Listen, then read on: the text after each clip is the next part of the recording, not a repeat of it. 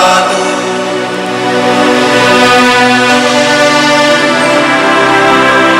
गिरयस्ते पर्वता हिमवन्तोरण्यं ते पृथिवी सो नमस्तु। वक्षुं कृष्णां रोहिणीं विश्वरूपां ध्रुवां भूमिं पृथिवीं इन्द्रगुप्ता। अजितो हतो अक्षतो यष्टां पृथिवीम् अहम्। यत्ते मध्यं पृथिवी यज्जनभ्यं यास्त ऊर्जस्तन्वः सम्बभूः। दासूनो धेयभीनः पवस्व माता भूमिः पुत्रो अहं पृथिव्याः। पर्जन्यः पिता स ऊनः पिबर्तु।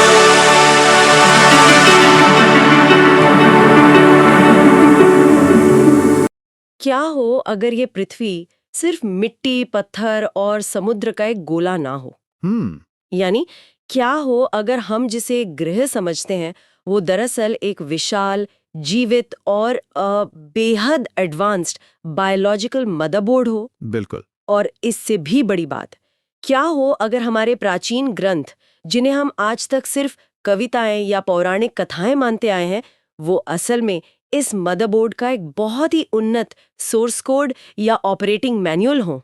हम आज अथर्व वेद के भूमि सूक्त को किसी आम धार्मिक कथा की तरह नहीं, बल्कि एक सॉफ्टवेयर इंजीनियर की नज़र से देखने वाले हैं। हाँ, एकदम एडवांस्ड नजरिए से। बिल्कुल। अगर ये पृथ्वी एक मदरबोर्ड है और वेद उसका सोर्स कोड है, तो इस कोड को आखिर लिखा किसने? उनके अनुसार वेदों को किसी साधारण इंसान ने नहीं लिखा। इन्हें लगभग 40,000 साल पहले केरला के उन्नत महर्षियों द्वारा सीधे आकाशा से संस्कृत में डाउनलोड किया गया था। बिल्कुल। मतलब आज के वैज्ञानिक तो कहते हैं कि उस वक्त इंसान गुफाओं में रह रहा था। तो ऐसी कौन सी टेक्नोलॉजी थी उनके पास जिसने उन्हें सीधे कॉस्मिक फील्ड से डाटा डाउनलोड करने के काबिल बनाया? यही तो सबसे दिलचस्प हिस्सा है इस गहरा ज्ञान का।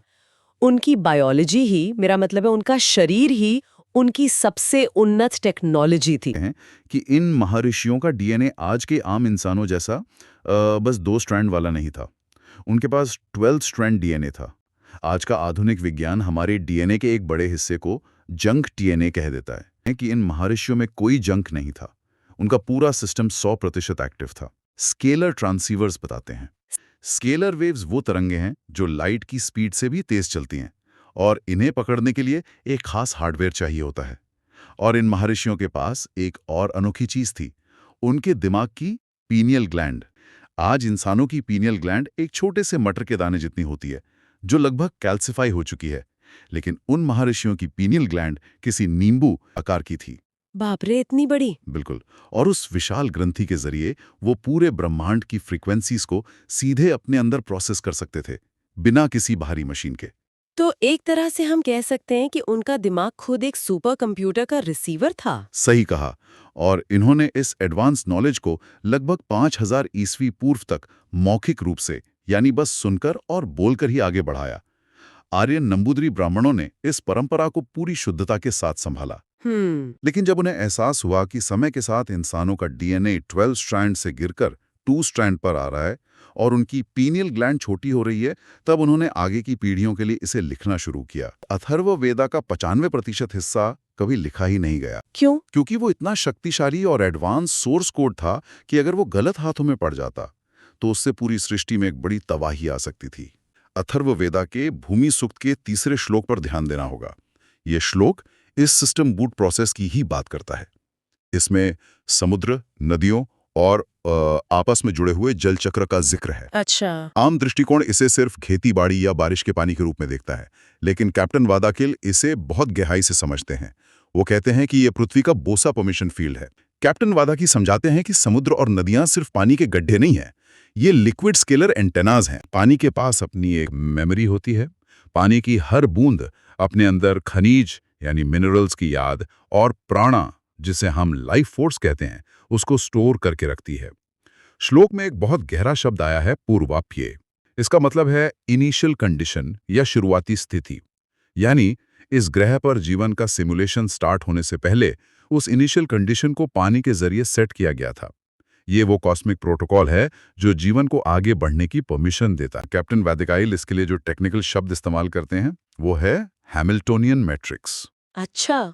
फिजिक्स में हैमिल्टोनियन सिस्टम उसको कहते हैं जहां टोटल ऊर्जा हमेशा बराबर रहती है, न कुछ बाहर से आता है न कुछ अंदर से बाहर जाता है। इसे आप एक सील किए हुए कांच के जार की तरह समझ लीजिए। जैसे एक टेरेरियम होता है। एकदम सही। हम सिस्टम के अंदर रहकर उस मैट्रिक्स को डिस्टर्ब कर रहे हैं, ये भूलकर कि इस पूरे हिसाब किताब का असर सीधे सिस्टम की लाइफ फोर्स पर पड़ता है। श्लोक 6 में पृथ्वी के लिए एक विशेष शब्द का प्रयोग हुआ है, हिरण्यवक्षा। हिरण्यवक्षा। हाँ, इसका आम अनुवाद लोग करते हैं स्वर्णिम वक्ष वाली, यानी गोल्डन बूजम्ड। लोग इसे बस एक काव्यात्मक रूपक मानकर आगे बढ़ जाते हैं, पर कैप्टन वैदिकाइल इसके पीछे छुपे एडवांस्ड फिजिक्स को बहुत ही क्लियर शब्दों में उजागर करते हैं। अच्छा, तो इसका वैज्ञानिक मतलब क्या है? उनके अनुसार ये शब्द पृथ्वी के अंदर मौजूद क्रिस्टलाइन मिनरल लैटिस की तरफ इशारा करता है, यानी धरती के नीचे का जो खनिजों और क्रिस्टल्स का विशाल ढांचा है। ये पूरा ढांचा एक बेहद विशाल पीजो इलेक्ट्रिक कैपेसिटर की तरह काम करता है। धरती के नीचे जो टेक्टोनिक प्लेट्स हैं और चट्टानों का जो लगातार दबाव और घिसाव है, उस फ्रिक्शन के कारण वो विशाल मिनरल ढांचा लगातार एक अनंत ऊर्जा पैदा कर रहा है और उसे स्टोर भी कर रहा है। माय गॉड, यानी हमारी पृथ्वी खुद के दबाव से ही खुद के लिए एक अनंत बैटरी बन रही है। क्या बात है। एकदम सही।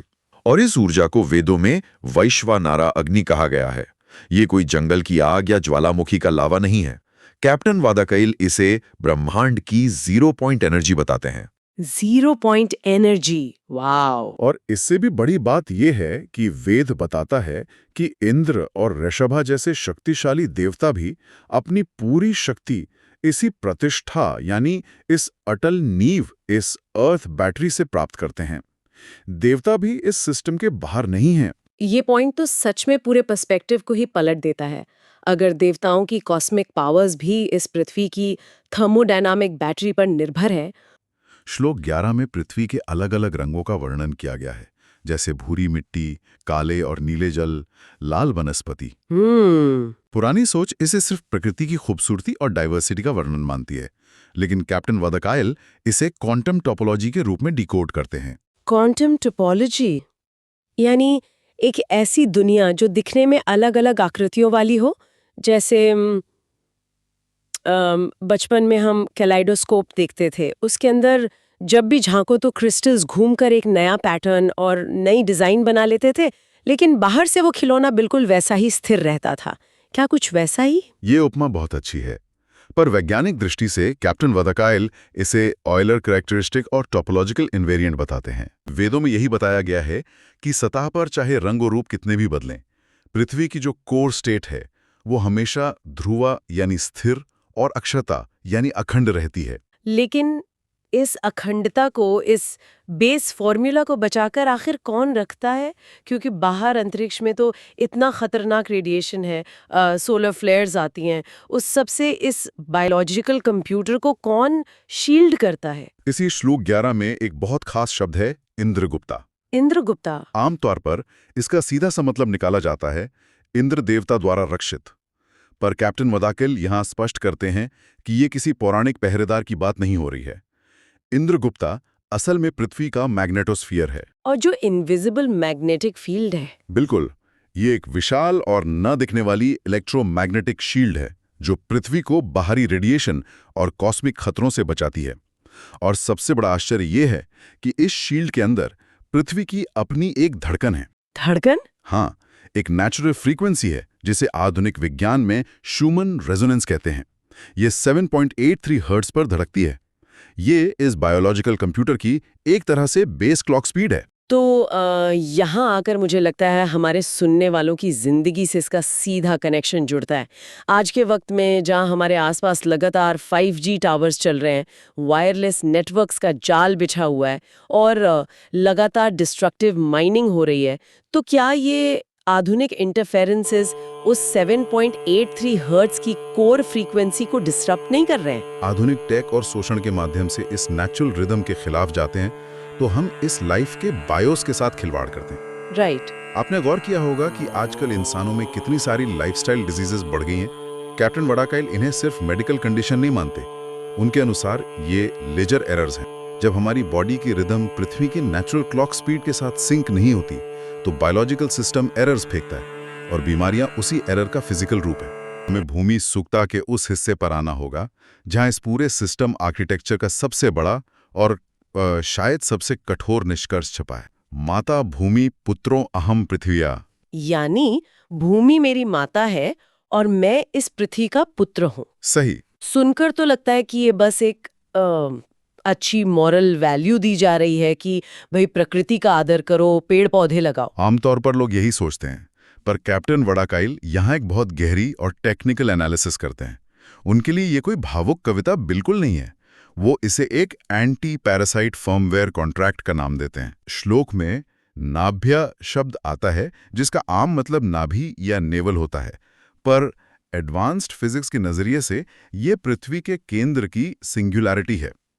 कैप्टन वडाकाइल समझाते हैं कि पृथ्वी के कोर और एक इंसान के डीएनए के बीच एक सीधा वर्म होल कनेक्शन है। वर्म होल कनेक्शन यानी हम डायरेक्टली वायर्ड हैं। हाँ, इंसान यहाँ कोई बाहर से आया हुआ मेहमान या इस जगह का मालिक नहीं है। हम इसी पृथ्वी का एक बायोलॉजिकल एक्सटेंशन है। हम उसके पुत्रों यानी हिस्से हैं। तो इस हिसाब से अगर हम इस मदरबोर्ड के हिस्से हैं तो हमारा कर्मिक और बायोलॉजिकल फर्ज सिर्फ इसकी रक्षा करना हुआ ना, लेकिन आधुनिक दुनिया की सोच तो इसके बिल्कुल उलट चल रही है। आज हम सोचते हैं कि पूरी प्रकृति हमारे इस्तेमाल और आराम के लिए बनी है। हम नेचर पर कंट्रोल चाहते हैं। इस सोच को हम क्या कहेंगे? ये तो ऐसे हुआ जैसे कंप्यूटर में एक वायरस आ गया हो जो खुद अपने ही मदरबोर्ड के पार्ट्स को खा रहा हो, बिना ये समझे कि मदरबोर्ड गया तो वो खुद भी मर जाएगा। आपने इस स्थिति का बिल्कुल सटीक विश्लेषण किया है। कैप्टन वडाकाइल इसे ब्लू स्क्रीन ऑफ सिविलाइजेशन कहते हैं। Blue screen of civilisation, wow. जब एक परजीवी अपने ही होस्ट को खत्म करने लगता है तो आखिर में पूरा सिस्टम क्रैश होना तय है। कैप्टन वडाकाइल अपने इस एडवांस्ड एनालिसिस में बहुत निडर होकर ऐसी विचारधाराओं की आलोचना करते हैं जो पृथ्वी को सिर्फ एक बेजुबान या डेड एसेट मानती हैं। राइट। कोई भी इंसान खुद को पृथ्वी का मालिक समझता है, वो दरअसल एक पैरासिटिक यानी परजीवी सोच का शिकार है। ये सच में दिमाग को ओपन कर देने वाला नजरिया है। और सच कहूं तो इस चर्चा का मकसद भी यही है कि हम अपने इन प्राचीन श्लोकों को एक बिल्कुल नए आयाम से देख सकें। इन सोर्स कोड्स की सबसे बड़ी ताकत यही है कि हमारे अंदर के उस घमंड को तोड़ देते हैं कि हम प्रकृति से अलग हैं या आधुनिक टेक की मदद से हम उसके ऊपर खड़े हो गए। सही कहा आपने। कैप्टन वडाकाइल इस स्थिति से निकलने का एक ही रास्ता बताते हैं और वो है सॉवरन इंटीग्रेशन, यानी हमें खुद को पूरी तरह से इस बायोलॉजिकल सिस्टम के साथ एक करना होगा। सही बात है। हम इस मैट्रिक्स के बाहर नहीं हैं।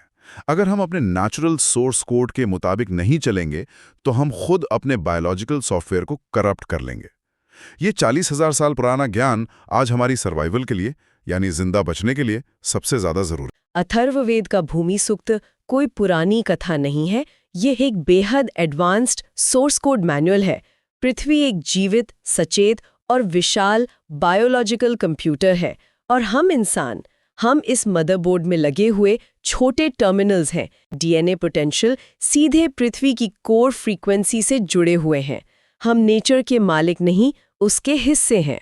आज हमने समझा कि अगर हमारा डीएनए वाकई पृथ्वी की 7.83 हर्ट्ज की कोर फ्रीक्वेंसी और उसके नेचुरल मैग्नेटिक फील्ड के साथ एक इनविजिबल वर्म होल के जरिए जुड़ा हुआ है, तो जरा सोचिए, हर दिन हमारे दिमाग और दिल के आसपास लगातार चलने वाले हजारों artificial wifi routers, smart watches और ये 5G सेल्यूलर टावर्स हमारे इस बायोलॉजिकल सोर्स कोड के साथ आखिर कैसा खिलवाड़ कर रहे हैं।